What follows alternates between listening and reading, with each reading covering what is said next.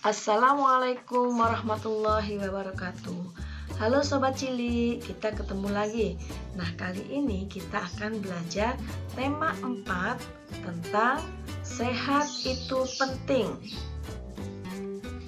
Dengan subtema 1, peredaran darahku sehat. Yang pertama, kita akan membahas tentang organ peredaran darah pada manusia dan fungsinya. Nah, sekarang apakah kamu pernah merasakan denyut jantungmu sendiri? Jika kamu ingin merasakannya, cobalah letakkan tangan kananmu pada dada bagian kirimu. Jantung merupakan organ yang sangat penting bagi tubuh. Jantung berfungsi untuk memompa darah ke seluruh tubuh. Di dalam darah terdapat oksigen dan zat makanan yang diperlukan untuk metabolisme tubuh. Metabolisme adalah segala proses pembentuk zat di dalam tubuh. Selain itu, darah yang dipompa oleh jantung juga membawa hasil metabolisme, seperti karbon dioksida untuk dibuang ke luar tubuh. Mengalirnya darah yang dipompa oleh jantung di dalam tubuh disebut sistem peredaran darah. Sistem peredaran darah manusia tersusun atas jantung, pembuluh darah, dan darah. Jantung dan pembuluh darah. Coba perhatikan gambar berikut ini. Jantung berfungsi untuk memompa darah. Pembuluh darah berfungsi untuk menyalurkan darah. Nah, jantung berfungsi untuk memompa darah ke seluruh tubuh. Caranya dengan melakukan proses kontraksi atau menguncup dan relaksasi atau mengembang secara berulang-ulang. Ketika serambi jantung berelaksasi, darah dari seluruh tubuh masuk ke serambi kanan. Sedangkan darah dari paru-paru masuk ke serambi kiri. Ketika serambi jantung berkontraksi, darah dari serambi kanan masuk ke bilik kanan, sedangkan darah dari serambi kiri masuk ke bilik kiri. Pada saat balik jantung berkontraksi, darah dari bilik kanan menuju paru-paru, sedangkan darah dari bilik kiri menuju ke seluruh tubuh. Ketika mengalir dari jantung ke seluruh tubuh atau sebaliknya, darah berada dalam pembuluh darah. Pembuluh darah terdiri atas 3 jenis. Yang pertama, arteri. Pembuluh yang dialiri darah dari jantung ke seluruh tubuh dan paru-paru. Yang kedua, pembuluh kapiler. Pembuluh yang dialiri darah dari sel-sel tubuh. Yang ketiga, pembuluh vena yang dialiri darah dari seluruh tubuh dan paru-paru kembali lagi ke jantung. Nah, sekarang perhatikan gambar berikut ini. Ini merupakan pembuluh vena yang berwarna biru. Sedangkan yang berwarna merah ini adalah aorta. Dan ini yang dilingkari merupakan katup jantung. Coba perhatikan. Ini adalah gambar serambi kanan yang berfungsi untuk menerima darah yang kaya akan CO2 dari seluruh tubuh. Selanjutnya adalah serambi kiri, berfungsi untuk menerima darah yang kaya O2 dari paru-paru. Selanjutnya, bilik kanan, ini adalah bilik kanan yang berfungsi untuk memompa darah yang kaya CO2 ke paru-paru.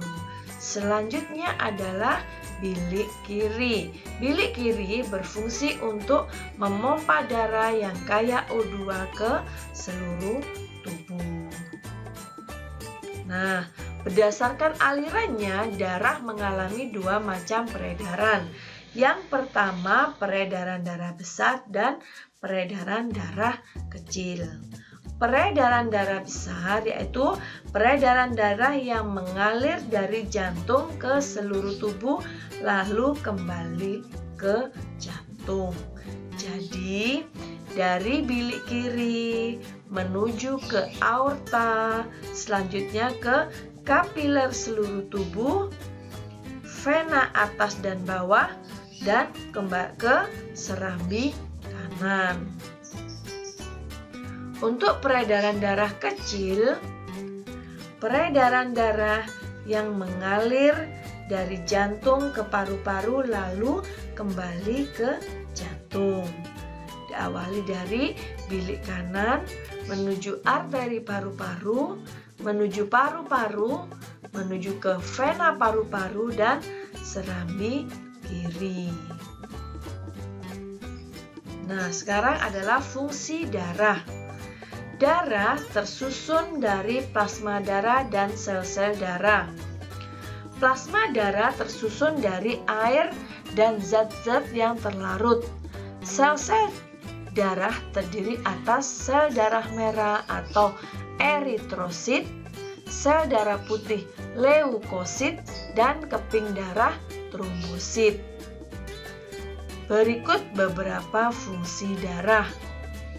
Sel darah merah berfungsi mengangkut oksigen ke seluruh tubuh. Plasma darah berfungsi mengedarkan zat makanan ke seluruh tubuh. Sedangkan sel darah putih berfungsi membasmi kuman yang masuk ke dalam tubuh. Yang terakhir, keping darah berfungsi menutup luka. Jadi ketika kalian terluka, yang menutup luka tersebut adalah keping darah. Nah, selanjutnya peredaran darah hewan dan fungsinya. Coba perhatikan pada hewan serangga berikut ini. Ini adalah serangga belalang. Pada hewan serangga ini memiliki sistem peredaran darah terbuka. Serangga juga memiliki jantung dan pembuluh darah. Struktur jantung pada serangga masih sederhana, sehingga disebut jantung pembuluh. Selanjutnya adalah peredaran pada ikan. Ikan memiliki sistem peredaran darah tertutup. Jantung ikan memiliki dua ruang, yaitu satu serambi dan satu bilik. Bilik tugasnya memompa darah ke arah insang untuk mengambil O2, lalu diedarkan ke seluruh tubuh. Yang ketiga, serambi kemudian menerima CO2 dari seluruh tubuh. Nah, selanjutnya adalah tugas mandiri. Kerjakan soal berikut ini di buku tulis kalian. Yang pertama, apa yang kamu ketahui tentang sistem peredaran darah? Yang kedua, perhatikan gambar jantung di samping. Tunjukkanlah bagian-bagian jantung di samping sesuai nomor urut. Jadi 1, 2, 3, dan 4. Tuliskan nama dan fungsinya. Yang ketiga, carilah sistem peredaran darah pada hewan berikut ini. Yang pertama cacing, kemudian amfibi, dan reptilia. Selamat mengerjakan. Semoga ilmunya bermanfaat. Sekian dan terima kasih. Wassalamualaikum warahmatullahi wabarakatuh.